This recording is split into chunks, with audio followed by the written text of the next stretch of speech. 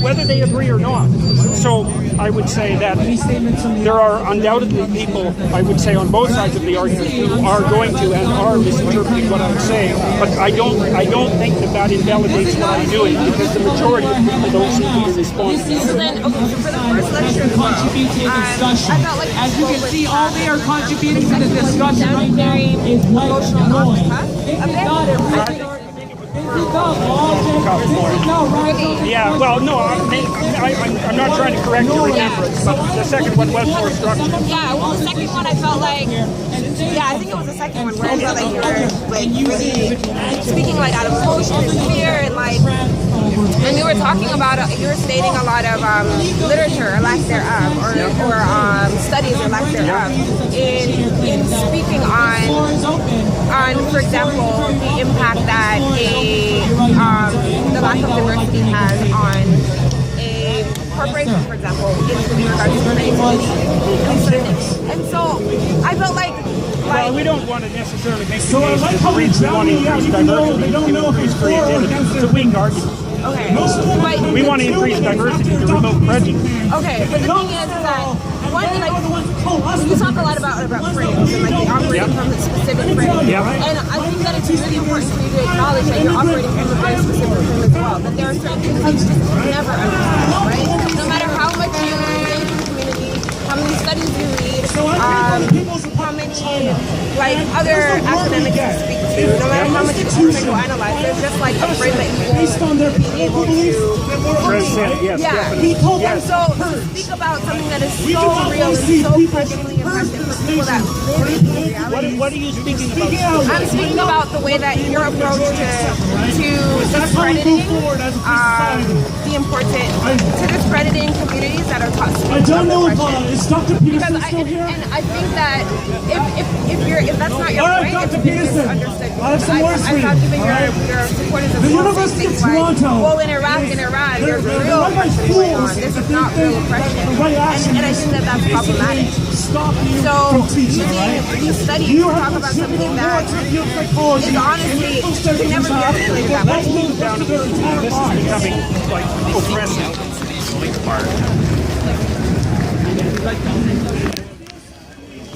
No, I think that's good. My country and our nation to enjoy Western values. It's not a problem. You never know whether this went well or bad. We'll see. So much for thanks for ordering. That's not how human rights work. It's really trippy. I feel very uncomfortable here. I'm not like here. But so I kind of feel like You're here. Yeah. That's brave. But so I feel like it's that approach that is also bothering me. Yeah. This approach where it's like I'm gonna rationalize this situation as a white man, a white academic man. Now I gotta stop you there. Can I? You just for a second. Okay. Because I never introduced race into this dialogue, and I'm not treating you like a black woman. I'm treating you like a human being. And so to introduce race into the dialogue, I don't think it's helpful. I don't think it's helpful for what you're after, and that's partly why I'm doing this. I think that our society has become so obsessed with group identity that we're pushing in a counterproductive direction. Okay, so I think that I disagree with that. Yeah, fair enough. Because I bring my lived experience into everything that I do as a black woman. Yeah. The way that I view this world, the oppression that I feel, and the way that I operate and maneuver is very much as a black woman. Because I was racialized. I've been made aware of my race in a lot of ways. Right? Are you a student? No. Oh. Just curious. Yeah, I just like to follow. Yep. And so for me, I think it's important to acknowledge your circle of competence. Yeah.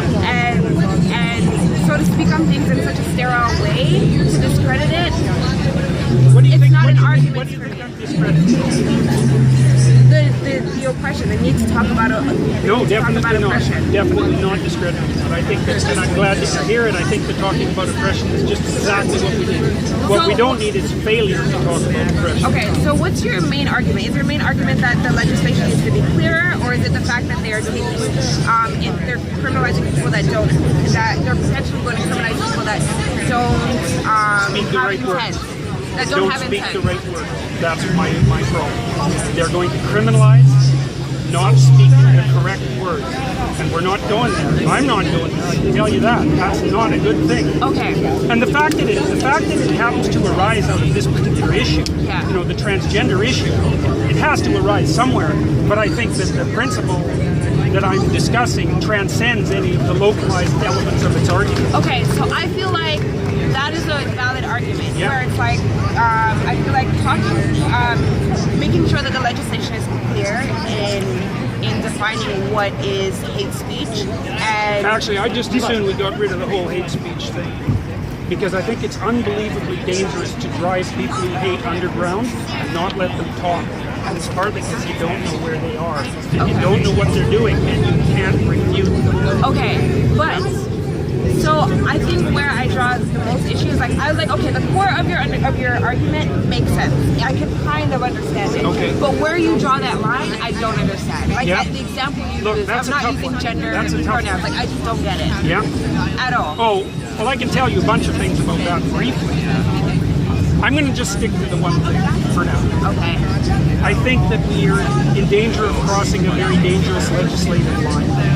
There are reasonable restrictions that are going to be placed on what people can say, can't say. But you cannot force people to mouth words. It's not good. And seriously, the transgender issue, there's another issue associated with that. And the issue is that we don't understand the biological or cultural foundations of human sexuality well enough, in any sense of the word, to bring premature closure to the discussion. We are actually doing that. So in that argument, I don't think it doesn't hold much validity to me, because for a person that is in an oppressed community or that Yep. feels oppressed, right? Yeah. If they're asking for, so to that answer, I said to what end? So to what end? So at the what end of end? this, Yeah, that's the question. right? That's the question. But so it's like at the end of all this research, Yeah. I'm not. and you conclude whatever you need to conclude in order to rationalize it. Well, These, I'm like being. these people are still in the same reality. I'm being still asked. the same. I understand that. I understand that, but Yeah. I do not believe that the way forward for those communities is down that path.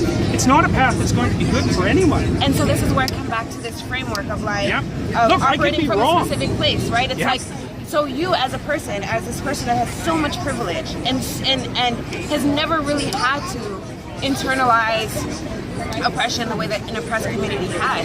Well, you Can don't know speak- much about my background, so I wouldn't make presumptions. Okay, but I'm saying the way that oppressed community has. So we live in a white supremacist society. That's just Don't buy it. We don't live in a white Okay. supremacist society. Okay. No, look, if you Can I think just this is a finish my white argument? supremacist society, you should read some history. Can I just finish my argument? So this is my argument, and then this is probably where the disagreement occurs. Yeah. But so I feel like as that person, you can't speak for a community that has already organized and spoken about what they need in order to. Why should I assume that the people who are speaking for that community are valid representatives of the community? Merely because they put themselves forward as that? We have a democracy so that people can elect representatives that have credibility.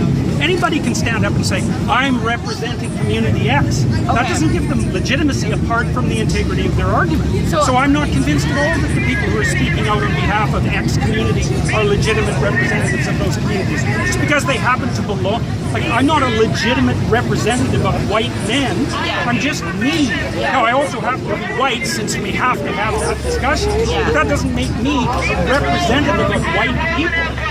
Or it does. If it does, it does it in such a staggeringly peripheral way. Yeah. No, but it doesn't. I know you're gone. I should stop. I know who you are, Jordan You did Peterson. a phenomenal job of articulating your arguments, by the way. So keep it. I was wrong. Keep the girls out. Keep the Roman Empire pure. I'll follow this. Yeah, well, I know right on it. Yep. I'm a racial realist, Yep. okay? A big part of it. This